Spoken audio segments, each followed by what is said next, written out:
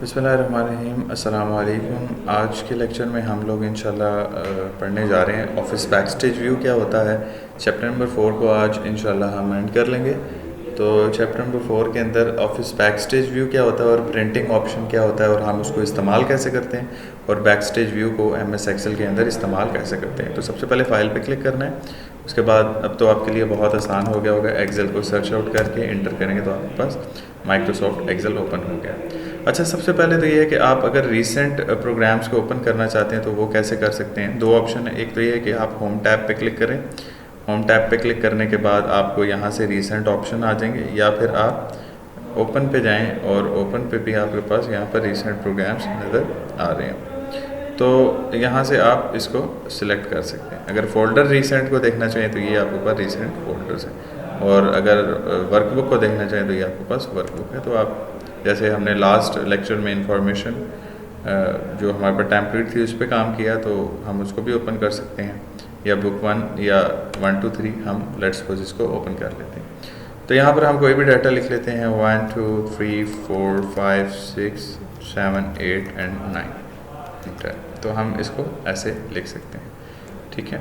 और अगर हम मज़ीद एक्सपेंड करना चाहें, मज़ीद डाटा को लिखना चाहें, तो सिंपली हमने सेलेक्ट करके ड्रैग किया तो हमारे पास डाटा उसी तरह कॉपी भी हो गया।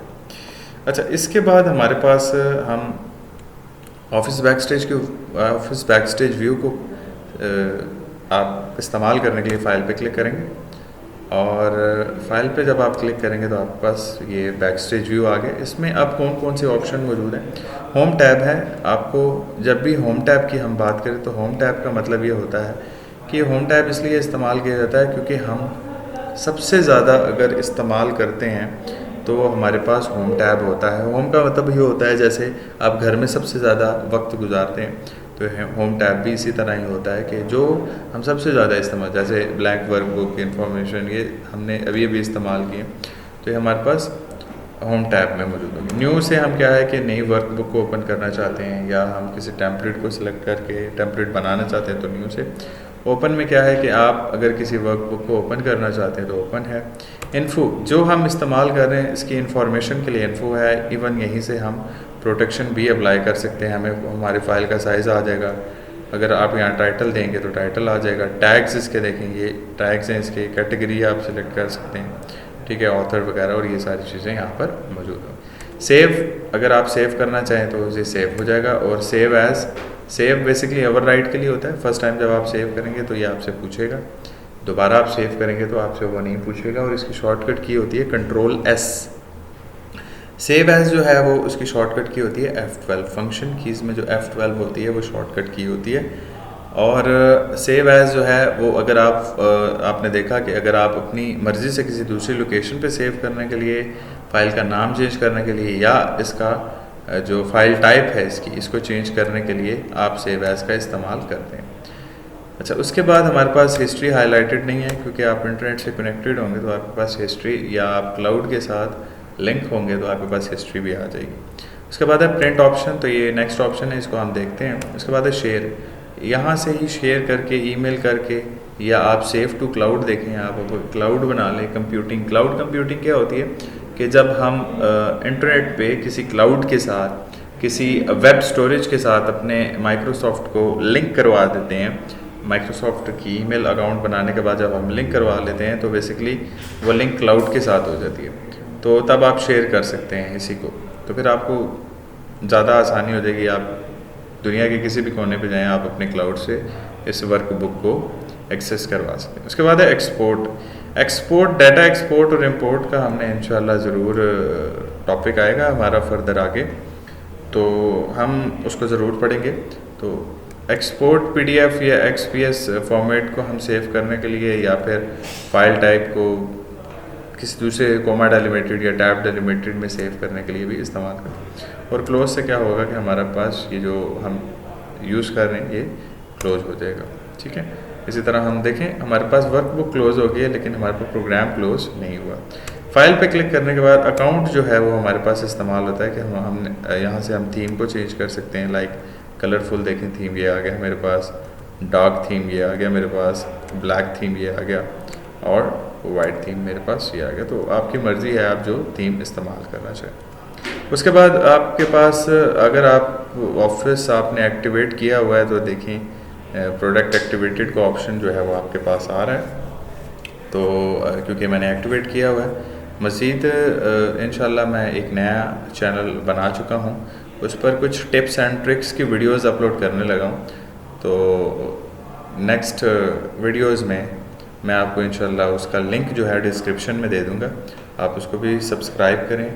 और उसके अंदर ये एक ट्रिक भी शामिल होगी कि कैसे आप MS ऑफिस को जो है मुकम्मल ऑफिस को कैसे एक्टिवेट कर सकते हैं।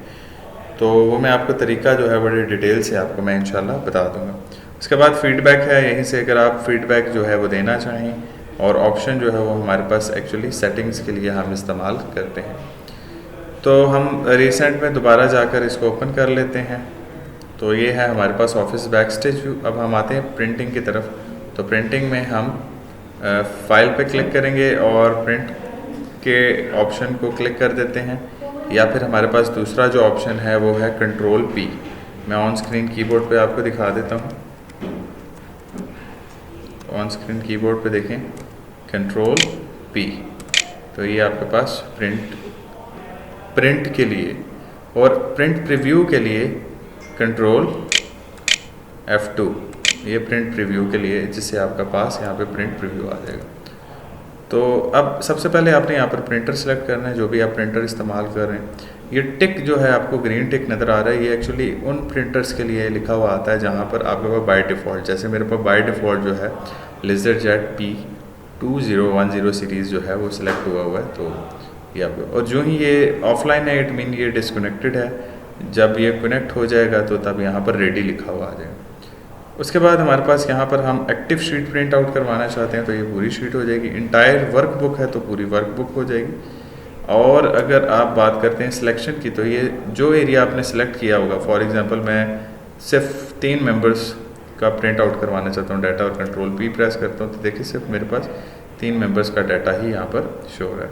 ये प्रिंट सिलेक्शन का ऑप्शन है। या फिर आप स्पेसिफिक पेजेस, आप कहते हैं पेज नंबर 2 से लेके पेज नंबर 9 तक प्रिंट आउट करवाना चाहूँ, तो ये भी आपके पास ऑप्शन मिल है। अच्छा, इसके बाद कुछ प्रिंटर होते हैं सिंपल प्रिंटर या स्टैंडर्ड प्रिंटर होते हैं, कुछ होते हैं डुप्लेक्स प्रिंटर। डुप्लेक्स प्रिंटर ऐसे प्रिंटर होते हैं जो पेज पर दोनों साइड से प्रिंट आउट करवाते हैं, बैक टू बैक प्रिंटिंग के लिए इस्तेमाल होते हैं।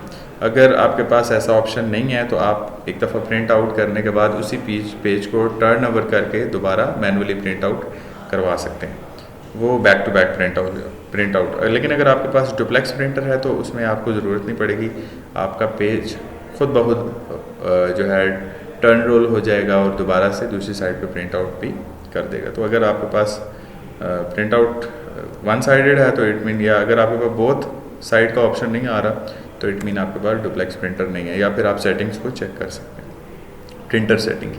उसके बाद है कोलेटेड और अनकोलेटेड। कोलेटेड का मतलब होता है सेट्स, और अनकोलेटेड का मतलब होता है नॉन सेट्स। कोलेटेड में ये होता है कि जब आप नंबर ऑफ़ कॉपीज़ 10-12 अगर आप कॉपीज़ को प्रिंट आउट कर रहे हैं तो उसमें आपके पास सेट बन जाते हैं। फॉर एग्जांपल अगर मेरे पास डॉक्यूमेंट जो है या वर्कबुक 3 पेजेस पर मुश्तमिल है तो कोलेटेड में 1 2 3 1 2 3 1 2 3 सेट बन जाएंगे।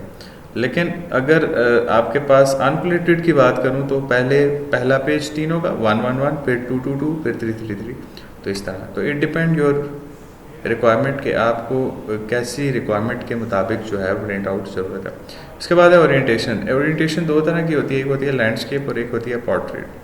पोर्ट्रेट ओरिएंटेशन में आपके पास जो पेज का साइज़ होता है उसमें जो लेंथ होती है वो ज़्यादा होती है और विड्थ कम होती है, जबकि लैंडस्केप में जैसे आपको नज़र आ रहा है, मैंने जूम आउट कर दिया, तो जबकि लैंडस्केप में आपके पास लेंथ कम होती है और विड्थ ज़्यादा होती है।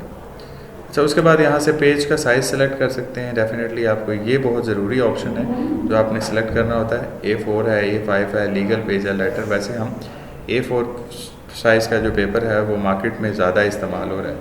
गवर्नमेंट लेवल पर आपके पास लीगल पेज ज़्यादा इस्तेमाल होता है और letter page certifications print out करवाने के लिए इस्तेमाल किया जाता है। उसके बाद आप इस पर मार्जिन अप्लाई कर सकते हैं। मार्जिन को इंशाल्लाह हम जो है बहुत डिटेल से नेक्स्ट लेक्चर, आने वाले लेक्चर्स में हम पढ़ेंगे। उसके बाद है स्केलिंग।